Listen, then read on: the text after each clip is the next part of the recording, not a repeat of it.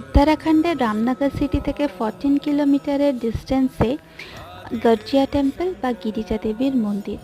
কিছুটা ঢুকেই আমরা দেখলাম পাশে একটি লোকাল বিয়ে অনুষ্ঠিত হচ্ছে। সোজা গেলেই এই ব্রিজ ক্রস করে নিচে দিয়ে কোশি নদী বয়ে যাচ্ছে দেখতে পাবে, এবং এই ব্রিজ ক্রস করলেই বেশ খানিকটা গিয়ে ওই যে পাহাড়ের ওপরে কমলা রঙের মন্দিরটি, ওটি হচ্ছে মা গিরিজা দেবীর মন্দির। এটি মাতা পার্বতীরই রূপ, পিতা গিরিরাজ, তার নামেই এখানে গিরিজা দেবী নামে তাকে পুজো করা হয়। বেশ খাড়াই সিঁড়ি উঠে আমরা মায়ের দর্শন পেলাম। মাকে দেখে মনটা ভরে গেল। পুজো দিয়ে আমরা আবার নিচেই ওই দিক দিয়েই নেমে আসতে হবে, এবং নিচে নেমে পড়ে আমরা দেখতে পাবো একটি শিব মন্দির।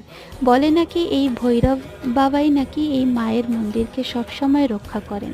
কোশি নদীতে এখন জল নেই, কিন্তু বর্ষাকালে বীভৎস জল বেড়ে যায় এবং তখন এই সমস্ত জায়গাকে পুরো ভাসিয়ে দেয়।